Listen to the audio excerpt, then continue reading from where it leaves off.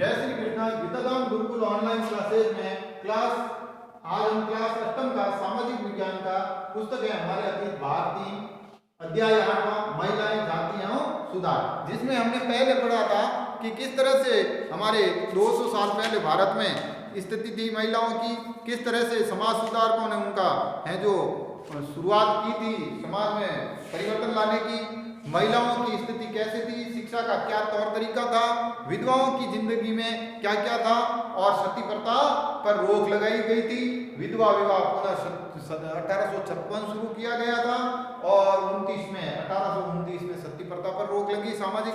आज हम पढ़ेंगे लड़कियां स्कूल भी जाने लगी।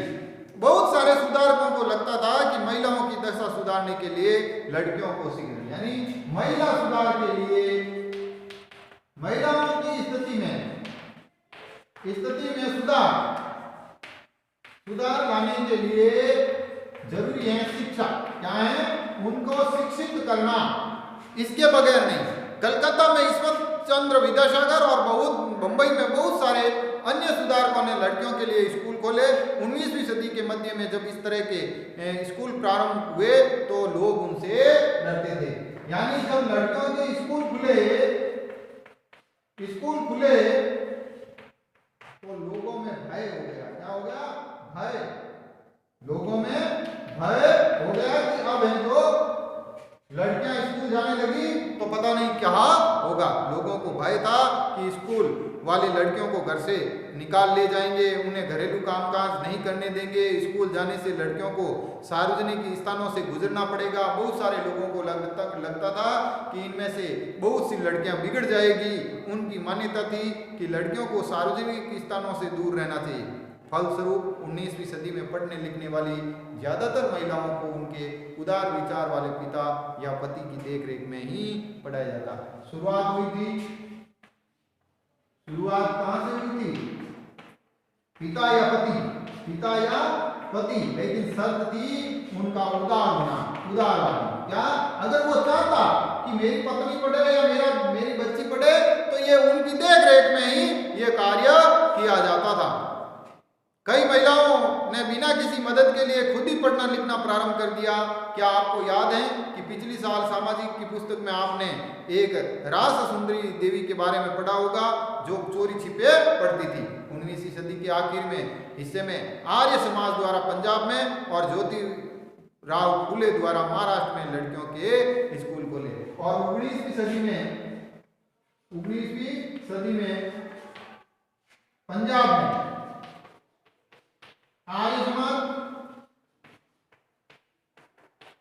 और महाराष्ट्र में ज्योतिराव द्वारा महिलाओं के लिए स्कूल खोले गए। उत्तर भारत में कुलीन मुस्लिम परिवार के लिए महिलाएं अरबी में कुरान शरीफ पढ़ना सीख रही थी। उन्हें घर पर ही पढ़ाने के लिए शिक्षिकाएं रखी जाती थी। इस स्थिति को देखते हुए मुमताज अली जैसे सुधारकों ने कुरान शरीफ की आयतों का हवाला देकर कहा कि महिलाओं को भी शिक्षा का अधिकार मिलना चाहिए और 19वीं सदी के आखिर में ही उर्दू में उपन्यासों का सिलसिला शुरू हुआ।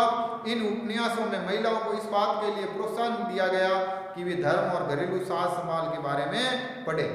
महिलाओं के बारे में महिलाएं ही ज्यादा लिखने लगी। अब इसकी शुरुआत किसने की? महिलाओं ने इनकी शुरुआत की थी। 20वीं सदी की शुरुआत में से बहुत सारी महिलाओं ने महिला शिक्षा को बढ़ावा देने के लिए अहम भूमिका अदा की। भोपाल की बेगमों ने अलीगढ़ में मुस्लिमों के लिए प्राथमिक स्कूल खोला। बेगम रुकैया सखावत हुसैन भी इस दौर की एक प्रभावशाली महिला थी जिन्होंने कलकत्ता और पटना में मुस्लिम लड़कियों के लिए स्कूल खोले। वह रूढ़िवादी विचारों की कटु आलोचक थी। उनका मानना था कि प्रत्येक धर्म में धार्मिक नेताओं ने औरतों को निचले दर्जे में रखा, यानी हिंदू और मुस्लिम दोनों धर्मों में महिलाएं पढ़ने लगी। क्या लगी? महिलाएं पढ़ने लगी और उसको जिम्मेदार ठहराया, नहीं पढ़ने का जिम्मेदार ठहराया गया धार्मिक नेताओं द्वारा। 1880 के दशक आते आते भारतीय महिलाएं विश्वविद्यालय में प्रवेश लें और एक दिन ऐसा आया 1880 का ईस्वी का दशक दशक आया और इस दशक में महिलाएं विश्वविद्यालय में जाने लगी। कहाँ जाने लगी? विश्वविद्यालय तक की शिक्षा प्राप्त करनी शुरू कर दी। उनमें से कुछ डॉक्टर, कुछ शिक्षिकाएं बन गई, बहुत सारी महिलाएं लिखने लगी। उन्हें समाज में महिलाओं की स्थिति पर अपने आलोचनात्मक विचार प्रकाशित किए। पूना में घर पर ही रहकर शिक्षा प्राप्त करने वाली ताराबाई शिंदे ने स्त्री पुरुष तुलना नाम से एक किताब लिखी, जिसमें पुरुष और महिलाओं के बीच सामाजिक भेदभाव पर आलोचना की गई। संस्कृत की महान विद्वान पंडिता रमाबाई का मानना था कि हिंदू धर्म महिलाओं का दमन करता है। उन्हें ऊंची जातियों की हिंदू महिलाओं की दुर्दशा पर एक किताब लिखी। उन्हें पुनमा में एक विधवा गृह की स्थापना की, जहां ससुराल वालों के हाथों अत्याचार झेल चुकी महिलाओं को पनाह दी जाती। वहां महिलाओं की ऐसी चीजें सिखाई जाती जिसके सहारे वे अपनी रोजी रोटी चला सके। जाहिर बात है कि इन रूढ़िवादी खेमों के लोग काफी आग बबूला हुए, यानी अब उनको विरोध सहना पड़ा। किसका विरोध भी हुआ? किसकी जगह से? रूढ़िवादी लोगों से। किससे? रूढ़िवादी लोगों से उनको विरोध भी सहना पड़ा।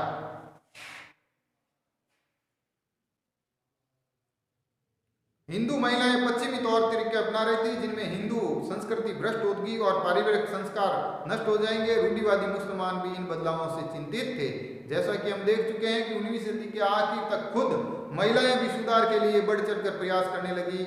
उन्होंने किताबें लिखी, पत्रिकाएं निकाली, स्कूल और कॉलेज में प्रशिक्षण केंद्र खोले, महिलाओं को संगठित किया गया। 20वीं सदी की शुरुआत में महिलाओं को मताधिकार, बेहतर स्वास्थ्य सुविधाएं और शिक्षा के बारे में कानून बनाने के लिए राजनीतिक समूह या दबाव समूह बनाने लगे। उनमें से कुछ महिलाओं ने 1920 के दशक में विभिन्न प्रकार के राष्ट्रवादी और समाजवादी आंदोलन में हिस्सा लिया और 1920 के आंदोलनों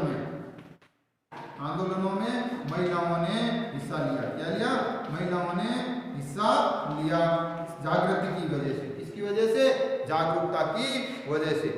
20वीं सदी में जवाहरलाल नेहरू, सुभाष चंद्र बोस जैसे नेताओं ने महिलाओं के लिए और अधिक स्वतंत्रता और समानता की मांग का समर्थन किया और भारतीय नेताओं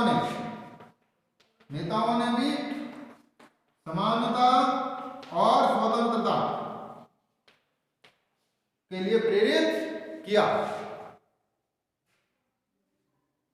उनका आह्वान था कि जब तक स्वतंत्रता नहीं मिल जाती तब तक महिलाओं को अंग्रेजी राज विरोधी संघर्षों में ही जोर लगाना चाहिए। इसी तरह है जो महिलाओं संगठनों ने विकास तथा मुद्दों पर हो रहे लेखन की वजह से सुधारों के पक्ष में आवाज और मजबूत हुई। लोग बाल विवाह जैसी स्थापित परंपराओं को चुनौती मिलने लगी। किसको? महिलाओं की शिक्षा की वजह से बाल विवाह को चुनौती मिलने लगी। बाल विवाह के जैसे मुद्दों को चुनौती मिलने लगी और इसकी पाबंदी हेतु 1919 में शारदा एक्ट पास हुआ। 1929 में शारदा